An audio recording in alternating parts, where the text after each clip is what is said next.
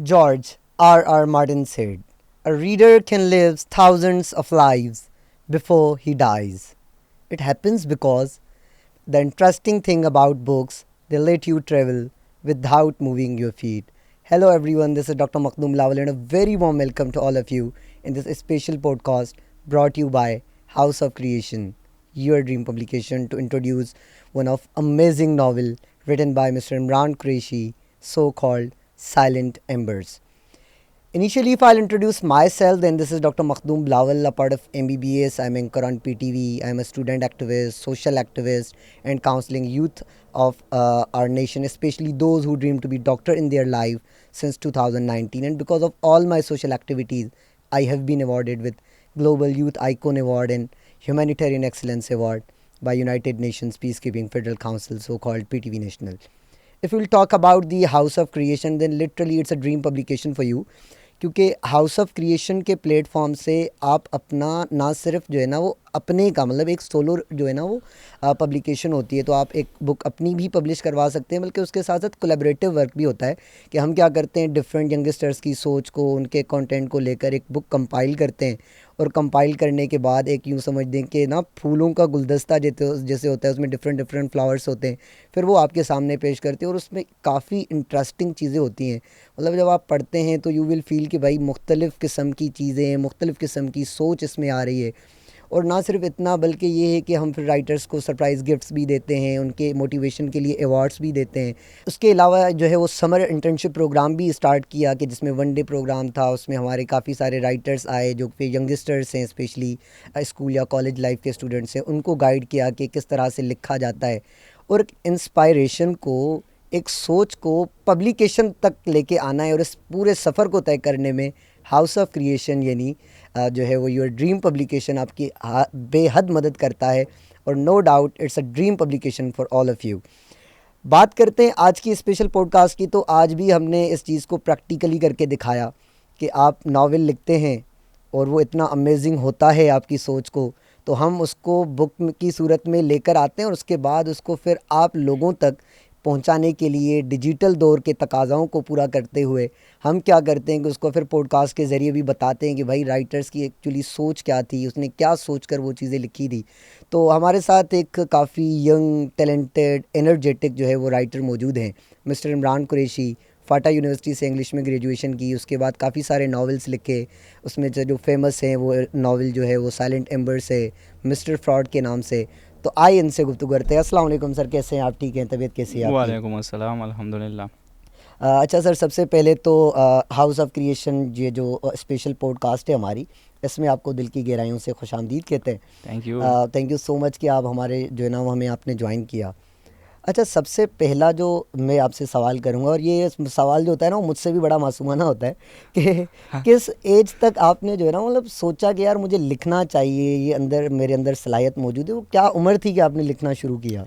You know बचपन में जब फिल्में देखता था तो आई थॉट कि ये चीज़ मैं लिखूँगा एंड आई डिटरमाइंड कि मैं करूँगा, जो जैसे भी हो, जो भी हो मैं करूँगा। जब बुक्स पढ़ा करता था तो सोचा था, मैंने अहद किया था ख़ुद से कि मैं करूँगा और ज़रूर करूँगा।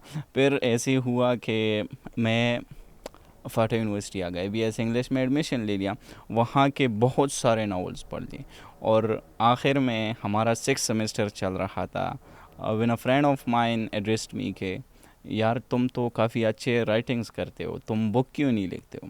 And it motivated me. मैंने पहले से ही ज़बरदस्त। काम शुरू किया था अपने बुक पर, लेकिन उसकी बात ने मुझे और मज़ीद मोटिवेट मोटिवेट किया, किया। और मोटिवेट किया मुझे। फिर मैंने सोचा कि यार इस चीज़ को अब और आगे ले जाना है। बेहतरीन। और आखिरकार तकरीबन इट वाज रमज़ान कि मैं ख़ुद से बैठा बातें कर रहा था और ये चीज़ दिमाग को आ गई and I was just writing random paragraph लिख दिया। फिर जब रीराइट कर रहा था तो मैंने एक टर्म फाइंड आउट किया इसमें, that was coining suicide as psychological murder. बेहतरीन। तो जब साइकोलॉजिकल मर्डर मैंने देखा, सुसाइड को टर्म किया था साइकोलॉजिकल मर्डर, मैंने कहा कि यार ये चीज़ तो पैराग्राफ डिज़र्व नहीं करते, इट डिज़र्व अ नॉवल। बेहतरीन। और फिर मैंने लिख दिया। सही। अच्छा, उसके अलावा इस पर तो हम साइलेंट एम्बर्स पर तो हमारी बड़ी लंबी गुफ्तगू चलेगी और इंशाल्लाह इसमें हमारे व्यूअर्स को भी काफ़ी मज़ा आएगा, जी। क्योंकि जाहिर सी बात है जब थॉट होती है ना, जब आप बुक पढ़ते हो तो वो अलग चीज़ होती है, लेकिन वो राइटर खुद सोच के बता दे तो काफ़ी मज़ा आता है। तो अच्छा, सबसे पहले तो ये था कि आपने लिखना ना, कभी कभी ऐसा होता है ना, नौजवान जब यूनिवर्सिटी की उम्र में जाता है तो वो जैसे दिल टूटना, इस तरह की बातें होना, उसके बाद वो फिर पोइट्री नावल और उसकी तरफ आते हैं, तो इस तरह की कोई चीज़ आपके साथ हुई कभी? आई वुड से कि नहीं हुई है ऐसी चीज़ मेरे साथ।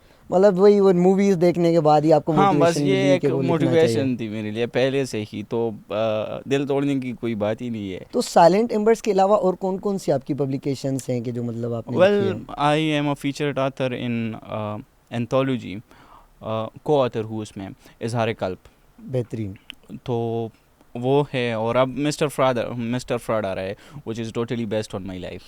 अच्छा सर इमरान, आप मुझे ये बता दें कि साइलेंट एम्बर्स जो नाम है, सबसे पहले इस नाम का मतलब क्या है? एक्चुअली ये साइलेंट तो ऑलरेडी तुम्हें पता है। एम्बर जो होते हैं, वो जो आग के स्पार्कल्स होते हैं, वो जो बुझ जाते चिंगारियाँ हैं, होती हैं। चिंगारियाँ होती हैं, that is actually that ember is refer to the hurdles we carry in ourselves. हम किसी को नहीं बताते हैं, हम सफ़र होते हैं और हम नहीं किसी को नहीं मतलब बताते इसका हैं, ये लेकिन मतलब है कि जो चिंगारियाँ हैं वो खामोशी के साथ वो राख कर देती हैं, चीज़ों को जला देती हैं, ख़त्म कर देती हैं, तो उसकी एग्जैक्टली, थीम में आता है वो। एग्जैक्टली, क्या बात है। ये एम्बर्स जो होते हैं, ये हमारे सोसाइटल एक्सपेक्टेशंस और हमारे सोसाइटल प्रेशर्स की वजह से हम में पैदा होते हैं। हम अपना मुकदमा लड़ना छोड़ देते हैं और हम अपने माँ बाप का मुकदमा लड़ना शुरू करते हैं, हम अपने लोगों का मुकदमा लड़ना शुरू करते हैं। जो एम्बर्स हमारे अंदर जल रहे हैं वो हमें ख़त्म कर रहे हैं, लेकिन हमने सोसाइटल एक्सपेक्टेशंस के मुताबिक होना है, हमने सोसाइटल प्रेशर्स को कंट्रोल करना है, और इन सब चीज़ों के लिए हमें सोसाइटी के मुताबिक बनना है, हमें बेहतरीन। सोसाइटी के मुताबिक जाना है। तो अंदर हमारे जो तो नाज़रीन, साइलेंट एम्बर्स तो है। नाज़रीन अगर बात करते हैं तो आपने शायद इस चीज़ को समझ लिया होगा, लेकिन मैं इस चीज़ को मज़ीद एक्सप्लेन करना चाहता हूँ। साइलेंट एम्बर्स जो बेसिकली बात चल रही है ना, वैसे चल रही है कि जो चिंगारियाँ होती हैं आग की, वो किस तरह से खामोशी को, एक पूरी बस्ती, पूरा घर, सारी चीज़ें जला देती हैं। इस तरह से ही वो ये कहना चाह रहे हैं कि वो हमारे अंदर भी वो चीज़ें होती हैं जो आहिस्ता आहिस्ता हमें फिर सुसाइडल थॉट्स और फिर जो है ना वो एनजाइटी, डिप्रेशन, मायूसी, इस तरह की चीज़ों पर लेके आती। तो ये पूरी इस चीज़ें इसमें, और मज़ीद इसमें एक बड़ी कमाल की चीज़ इन्होंने जो लिखी है, जो बीइंग अ यंग मेडिको मैं इसको मतलब फ़ील कर सकता हूँ कि साइकोलॉजिकल मर्डर का एक नाम दिया है इमरान कुरैशी साहब ने। अब साइकोलॉजिकल मर्डर बेसिकली क्या है? वही थ्री इडियट मूवी वाला सीन है कि भाई जब बंदा वो सुसाइड करता है तो वो प्रेशर इधर होता है, एक्चुअली इधर प्रेशर से वो बंदा नहीं मरता, तो वो यहाँ की जो सोच है वो उसको मौत के तख्ते तक और वहाँ तक लेके आती। तो बड़ा एक अच्छा थीम है साइलेंट्स का जो है ना, एम्बर्स का। मज़ीद हम इसमें अब बात करते हैं कि अच्छा सर, ऐसी क्या चीज़ सूझी आपको? मतलब ये होता है ना कि हम ऑब्ज़र्व करने के बाद फिर उसकी थीम तक पहुँचते हैं, तो ऐसी क्या चीज़ें आपकी नज़रों से गुजरी और फिर आपने साइलेंट एम्बर्स को लिखने का सोचा कि ये ऐसा लिखना चाहिए हमें? To be very frank, it was मी।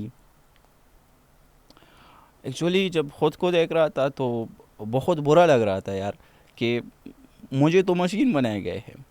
मैंने अपने बाप के एक्सपेक्टेशंस के मुताबिक चलना है, अपने फैमिली के एक्सपेक्टेशंस के मुताबिक चलना है, मेरा अपना कोई आइडेंटिटी नहीं है। वो कहते हैं ना कि विक्टर फ्रैंक किसी एग्जिस्टेंशियल वैक्यूम टर्म करते हैं, मैंने टर्म किया है कि मैन इज़ नथिंग बट नेस।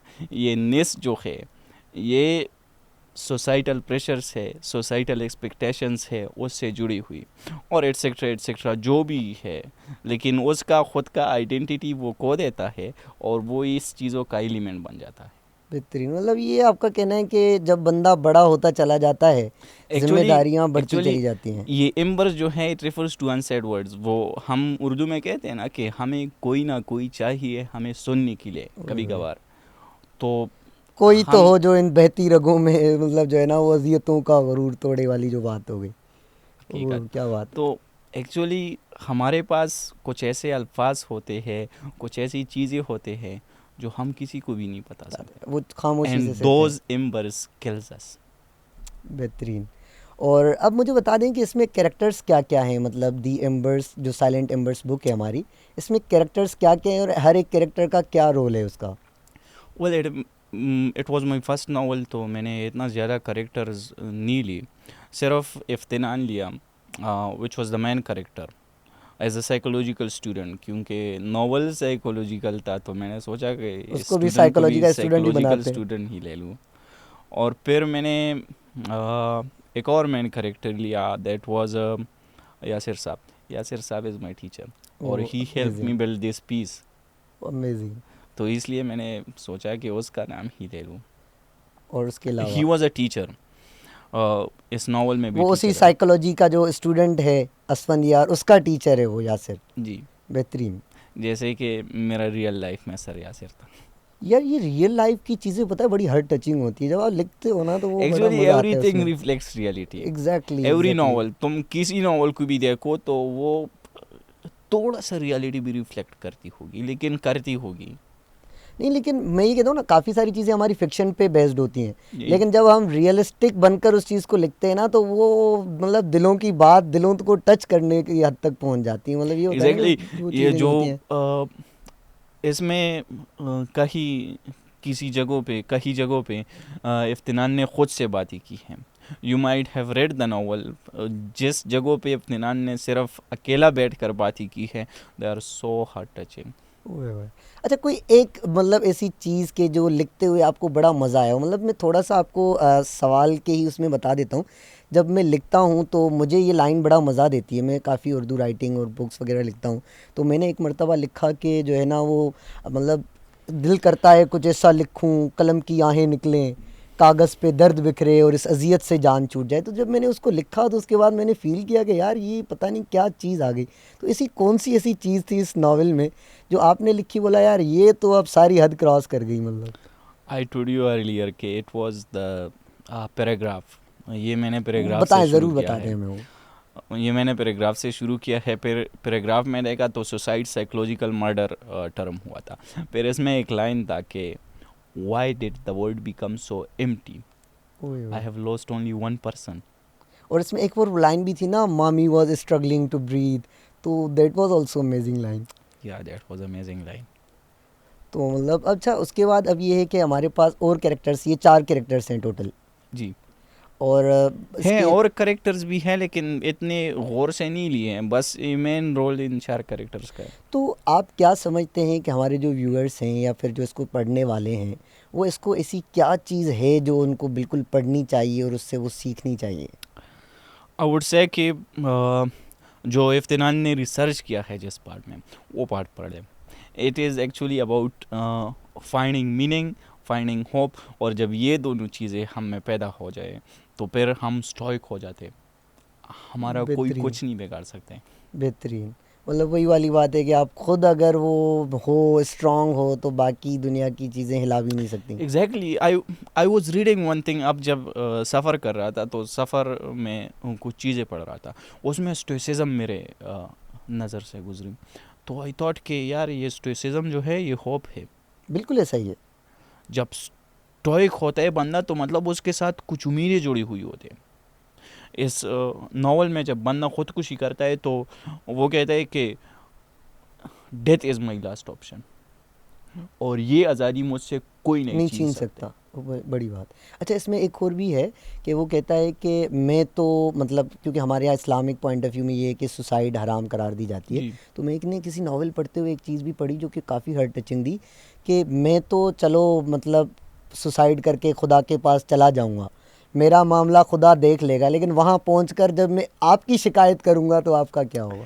तो ये ये बड़ी एक्चुअली चीज़ ऐसी होती है। ये मतलब ये हमें सोचनी चाहिए, लोगों के लिए रास्ते आसान करना चाहिए। ये एक्चुअली हमें इस बात पर गौर करने की वो देती है कि दूसरों के बारे में भी सोचना चाहिए, सिर्फ अपने बिल्कुल बारे में ऐसा नहीं ही है। सोचना चाहिए।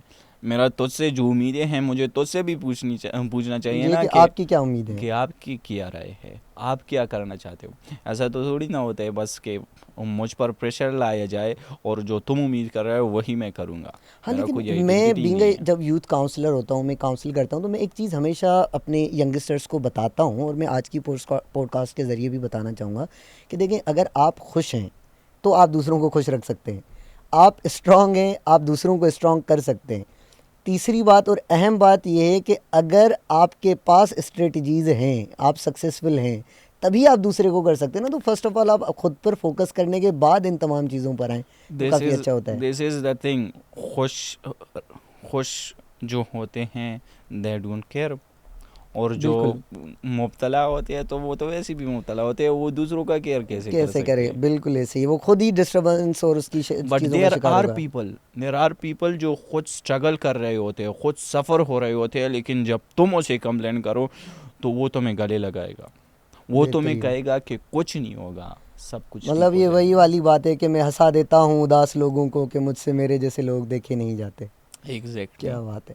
अच्छा, इसके अलावा ये है कि साइलेंट एम्बर्स की मतलब जो है ना एक कंक्लूजन जो होता है वो बेसिकली मर्डर पे ही होता है, या कोई मतलब और एंडिंग है कि जिसको आप थोड़ा न्यू टेक्नोलॉजिकल या फिर आजकल के दौर के हिसाब से लेकर आएँ? मैंने इसके बारे में कुछ नहीं सोचा है अभी तक। अच्छा, वैसे स्टार्टिंग में आपने अगर देखा होगा तो मैंने एक जॉर्ज आर आर मार्टिन का एक कोटेशन पढ़ी कि readers can live a thousands of life before he dies. तो बेसिकली फ़िक्शन की दुनिया का देखें, नावल की दुनिया का देखें तो नंबर वन बंदा है वो। और आजकल जो उसके नावल्स हैं वो भी नेटफ्लिक्स पे छाए हुए हैं। तो हम ये उम्मीद कर सकते हैं कि मिस्टर इमरान कुरैशी के नावल्स भी जो है ना पिक्चर की सूरत में आएंगे और फिर वो आने वाली नस्लें नेटफ्लिक्स पे देख रही होंगी। एग्जैक्टली कर सकते हो। क्योंकि वो मूवीज़ वाला कॉन्सेप्ट तो आपका अपना भी है ना, कि मतलब आपने मूवीज़ हाँ, देख के वो फिर तो लिखा मेरा है तो अपना वो। भी है। इवन आई हाँ हैव रोट वन मूवी, लेकिन मैंने अभी तक पिच नहीं किया है क्योंकि I can see the weaknesses in the plot, वो मैंने सुलझाने हैं अभी तक। एंड बीइंग यंग तो मुझे नहीं लगता है कि कोई एक्सेप्ट भी कर लेगा। It's actually a mystery, a fantasy. Exactly यार। डॉक्टर फोस्टस के बारे में आपने पढ़ा होगा, पढ़ा है? मतलब ज़्यादा नहीं, क्योंकि अब भाई हम मेडिकल वाले अच्छा, बंदे हैं ना, हम बस इसमें काफ़ी इतना कम तो आते हैं पढ़ा इसमें। होगा कि he sold his soul to Satan's. उस वक्त रेनेसां थी, उस वक्त लस्ट फॉर नॉलेज थी, तो उसने नॉलेज हासिल करने के लिए, इल्म हासिल करने के लिए अपना रूह भेज दिया। और अब क्या है, अब लस्ट फॉर पावर है। एग्जैक्टली। अब यहाँ का एक करेक्टर है, वो प्लेनेट भेज रहा है शैतानों को, बिल्कुल ऐसा ही है। और भेज भी दिया है। तो it needs a lot of improvement, लेकिन मेरा ख्याल है कि वो स्क्रीन पर आ जाए। नहीं नहीं, इंशाल्लाह, मतलब नेक तमन्नाएं भी इसमें आपके साथ है। बस ये कि आने वाले आपने मिस्टर फ्रॉड का बताया, तो उसका क्या थीम है, मिस्टर फ्रॉड जो आप नावल लिख रहे हो? मिस्टर फ्रॉड का जो थीम है, इट्स एक्चुअली, इसके प्लॉट के बारे में मैं बताता चलूँ। ये प्लॉट मैंने बागी से वो किया है, इमिटेट किया है। बंदा फ्लाइट में बैठता है तो वो पास्ट में जाता है, लेकिन एक चीज़ है इसमें, सिर्फ बागी में वो एक्टर जो था वो पास्ट में चला गया था, यहाँ मैं कई बार फ्यूचर में भी चला गया हूँ to see my success. Actually ये जो नावल मैंने लिखा है, ये जो फिल्म मैंने लिखा है, इसके बारे में लिखा है। बार सही। बार मुझे ख्वाब आते थे, बार बार मुझे ख्वाब आते थे उस नावल में, मिस्टर फ्रॉड में, मेरे गैमल रिच के सक्सेस के बारे में बेहतरीन। बार बार ख्वाब आते थे। आखिरकार ऐसा हुआ कि मैं फ्री बैठा था और मुझे रियल लाइफ में भी अंधेरे में कुछ वो दिखाई दी, तो फिर मैंने लैपटॉप क्या बात। खोल दिया, और it is totally based on the success. बेहतरीन मतलब। लेकिन मिस्टर फ्रॉड नाम इसलिए दिया है कि it is a sarcastic. Oh amazing. और आजकल ये बड़ा कॉमन चीज़ें चल रही हैं हमारे माशरे में भी। अच्छा, हाउस ऑफ क्रिएशन के बारे में आपका क्या एक्सपीरियंस है, जब आप अपनी थॉट इंस्पायरेशन लेकर पहुँचे हाउस ऑफ क्रिएशन के दरवाजे पे, तो आपको किस तरह का एक्सपीरियंस हुआ? मतलब टोटली मैं एक्सपीरियंस पूछना चाह रहा हूँ। Well, it was a very good experience, क्योंकि पब्लिकेशन प्लेटफॉर्म इतने जल्दी रिस्पांस नहीं देते। ये जब मैंने अपना पहला मैन्यूस्क्रिप्ट सबमिट किया तो दे responded me in just 1 month. मुझे फ़ाइल भेजा, मुझे कवर डिज़ाइंस भेजे, और जल्दी जल्दी भेज रहे थे, ऐसे ना कि बस हम बिज़ी है। चीज़ें डिले चल रही हैं, बिल्कुल ऐसा जी, नहीं चल रहा था। हम बिज़ी है, ऐसा नहीं चल रहा था। और दूसरी बात कि they check the manuscript whether it is worthy to publish और नॉट। It's amazing. जब मैन्यूस्क्रिप्ट वर्थी टू पब्लिश हो तो फिर तुम्हें रिस्पॉन्स देते हैं। तो मतलब हमारे व्यूअर्स को हाउस ऑफ क्रिएशन के बारे में आप क्या कहना चाहेंगे, कि मतलब क्या चीज़ है ये, और करना चाहिए नहीं करना चाहिए? मतलब कोलैबोरेशन वर्क है आपका, या और काफ़ी सारी चीज़ें हैं? वेल, कोलेब्रेशन तो करना चाहिए इन लोगों को, क्योंकि मैं भी डायरेक्ट नावल नहीं लिखा हूँ, मैंने भी एक शॉर्ट स्टोरी से स्टार्ट लिया था, which is not published under HOC। लेकिन फिर मैंने सोचा कि कोई बंदा आया था, या फिर मैंने फेसबुक पे इसका पेज देखा था, मैंने कांटेक्ट कर दिया, and they were offering very good offers as compare to those publication platforms. मैंने सोचा कि यार पब्लिश ही करना है, फ्लरिश तो खुद ही हो जाएगा। एंड एक्चुअली ये मैं कंसंट्रेशन कैंप की कहानी वो करूँगा, नरेट करूँगा। ऐसा हुआ, कंसंट्रेशन कैंप के हालात तो तुम्हें भी पता थे, काफ़ी सख्त हालात थे, बट जब उन लोगों से कपड़े निकाले गए तो फिर वो लोग कह रहे थे कि इससे ज़्यादा शर्म क्या है, हमें तो बस मार दिया गया है, अब हमने और क्या करना है। But amazing. बस they were living with the hope कि वो फैमिली से मिल जाएंगे, they were living with the hope कि वो कुछ प्रोजेक्ट्स पूरे करेंगे। ये विक्टर फ्रैंक जो ये मैं सर्च फॉर मीनिंग लिख रहा था, तो इसके साथ मैन्यूस्क्रिप्ट पढ़ा था, ये कह रहा था कि मैं निकल जाऊंगा तो ये चीज़ पूरा नहीं करूंगा। तो इसमें तो एक बड़ी चीज़ ये भी आ रही है ना कि एक होप आपको ज़िंदा भी रखती है, जब वो ख़त्म हो जाए तो बंदा सुसाइड की लेवल तक आ जाता है। जी। बिल्कुल मतलब इस तरह की जो है वो चीज़ें हैं। तो एक्चुअली ये उम्मीद जो है, ये उम्मीद ही हमें ज़िंदा रखते हैं। एक और कहानी है कंसंट्रेशन कैंप्स थे कि एक बंदे ने ख्वाब देखा, ख्वाब में देख रहा है कि वो नेक्स्ट 29 मार्च को रिलीज़ होगा। वो खुशी से उसका बुरा हाल था, और जब 29 मार्च करीब आ रहा है और उसके हालात बुरे हो रहे हैं, कैंप्स के हालात बुरे हो रहे हैं, और उसके रिलीज़ होने के वो कम हो रहे हैं, तो ही सेइंग कि यार अब तो कुछ नहीं रहा है हमारे पास। और 29 मार्च जब गुजरा तो 30 मार्च के नेक्स्ट मॉर्निंग वो मर गया था, विच मीन्स के hope is the best thing. लेकिन एग्जैक्टली। इतना भी नहीं लगाना चाहिए कि उस बंदे की तरह मर जाए पे। बिल्कुल नहीं, वो खुद का तो ख्याल रखना बहुत इम्पोर्टेंट है। और एग्जैक्टली। हमारे यहाँ तो खैर इस्लामिक पॉइंट ऑफ व्यू से भी ये चीज़ें हैं कि आप अल्लाह से कुछ भी मांगो, मौत मत मांगो, क्योंकि वो यार फिर आपको मीनिंग काफ़ी फाइंड चीज़ें आउट भेजते करने हैं। हैं ना लाइफ में, लाइक अल्लाह से कि फ़इन्न मअल उसरि युसरा, हर सख्ती के बाद आसानी है। तो यार सख्ती है, वो करो, बेयर करो, हाँ क्या इसमें पता आगे इससे ज़्यादा आसानी हो। हाँ इसमें ना मुझे मतलब ये चीज़ ही बताऊंगा। देखें, लाइफ को, ज़िंदगी को हमेशा ईसीजी लाइन में ढूंढा करें कि हमेशा क्या होता है कि एक पी वेव होती है, फिर आर वेव बनती है, फिर क्यू वेव आएगा, मतलब अप एंड डाउन होता रहता है। अगर वो स्ट्रेट हो जाए तो मेरे जैसा डॉक्टर क्या बोलता है कि भाई the person is no more, he is dead. You तो आपकी ना खुशियाँ आ सकती हैं, ना हमेशा गम हो सकते हैं, तो अप एंड डाउन्स लाइफ का हिस्सा है। यू हमें इस रिफ्लेक्ट चीज़, माई तमाम चीज़ों को कंसेप्ट कर ऑफ कर मिस्टर सकते हैं। फ्रॉड। मतलब लिटरली मैंने इस चीज़ को मतलब पढ़ा नहीं है, लेकिन आई लिटरली वांट कि मैं इन नहीं, तमाम वो चीज़ों को तो अभी देखूंगा। तक पब्लिश भी नहीं हुआ है प्रॉपरली, लेकिन यू रिफ्लेक्टेड। अमेजिंग। मैंने भी आखिर में ये कहा है कि ये ज़िंदगी जो है ये ईसीजी की तरह ईसीजी है, लाइंस है, हाँ। कभी ऊपर कभी नीचे, कभी ऊपर कभी नीचे, मतलब अगर स्ट्रेट हो गए तो तो हम वो मर बंदा गए। मर जाएगा ना, बिल्कुल। ना खुशियाँ रह सकती हैं, ना गम रह सकते हैं हमेशा इस मामले में। एग्जैक्टली। बेहतरीन। बेहतरीन लास्ट मैसेज कोई व्यूअर्स को आप देना चाहते हैं अपनी तरफ से? वेल, मैं यही कहूँगा कि जो बंदा सुसाइड करता है वो इसलिए नहीं करते कि वो डरपोक होते हैं। एक्चुअली मैं अपने दोस्त से जब एक बार मजाक कर रहा था कि सुसाइड वाले डरपोक होते, तो ही टूड मी के डरपोक नहीं होते, हकीकत को जानूं।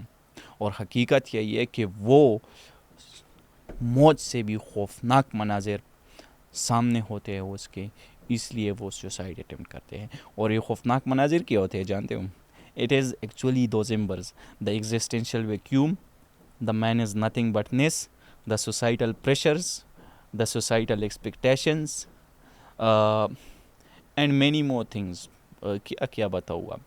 तो हम अपने एम्बर्स को अपने अंदर ख़ुद को जलने देते हैं, लेकिन हम कहते हैं कि हम सोसाइटी के मुताबिक हो जाए। एंड वन मोर थिंग, जो भी हो, find meaning in your life. एक कंसंट्रेशन कैंप्स की कहानी मैं दोहराना चाहूँगा, उसमें 3 स्टेजेस दी थी साइकोलॉजी ऑफ जेल में विक्टर फ्रैंक बेहतरीन।